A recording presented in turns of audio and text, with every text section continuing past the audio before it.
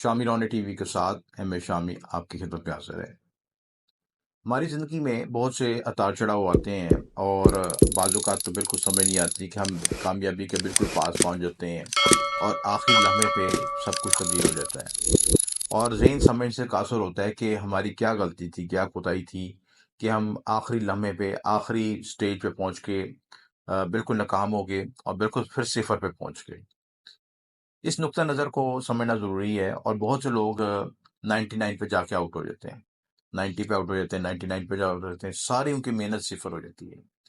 चाहे वो डॉक्टर हों, इंजीनियर हों, बड़े बिजनेसमैन हों और बड़े-बड़े उन्होंने ज़िंदगी में कामयाबी हासिल की हो। ज़िंदगी के एक ख़ास मकाम पे आके उनकी सारी मेहनत, सारी एनर्जी वो ऐसा महसूस करते हैं कि सिफर हो गई। मिसाल के तौर पर कोई ऐसा बहुत बड़ा बिजनेसमैन जिसने ज़िंदगी में बहुत अरूज हासिल किया हो, तो एकदम वो फिर उसका ज़वाल शुरू हो जाए और उसके सारे काम उल्ट होने शुरू हो जाए। आमतौर पे लोग उसको ज़ायचे में समझते हैं कि ये साढ़े-साती शुरू हो गई या दैया शुरू हो गई चीज़ है। लेकिन ज़ायचे में ऐसी पोज़ीशन भी होती हैं, ऐसे भी नहुसत के पॉइंट होते हैं, जिनको हम ज़ायचे में उपग्रह से देखा जाता है।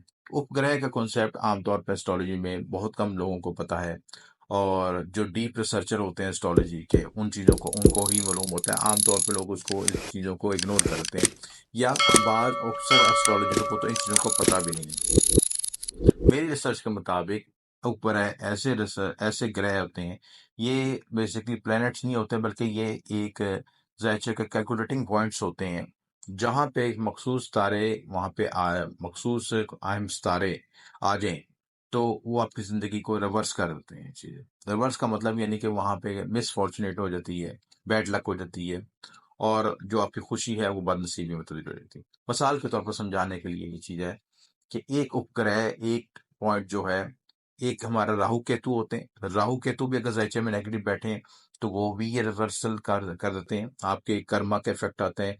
आपका काम कर्म की वजह से, नेगेटिव कर्म की वजह से, पास्ट लाइफ के कर्मास की वजह से या मौजूदा जिंदगी में जो आपने नेगेटिव कर्मस किए हैं, उसकी वजह से भी ये रिवर्स हो जाता है। और खासी तौर पर ऐसे प्लैनेट्स जिसमें उपकेतु है, उपकेतु केतु के साथ एक राहु केतु होते हैं, एक उपकेतु एक अपग्रह है।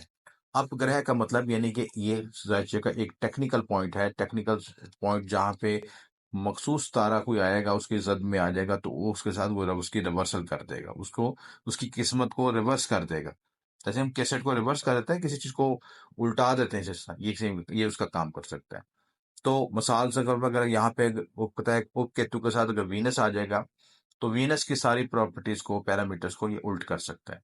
मसलन वीनस से क्या ताल्लुक है, आपके आपकी जो लग्जरी लाइफ है या आपकी दोस्ती है, रिलेशनशिप है, दोस्तों से चीटिंग हो सकती है या आप खुद भी चीट कर सकते हैं चीज है। और प्लस जो है आप को ऐसा शरीकियात मिल सकता है जो आपको चीटिंग कर सकता है, डिसीविंग कर सकता है, नुकसान पहुंचा सकता है। बाज़ाहिर बहुत ज़्यादा वो बस मज़हबी ज़ाहिर होगा, अंदर से चीटिंग कर सकता है, डिसीविंग कर सकता है।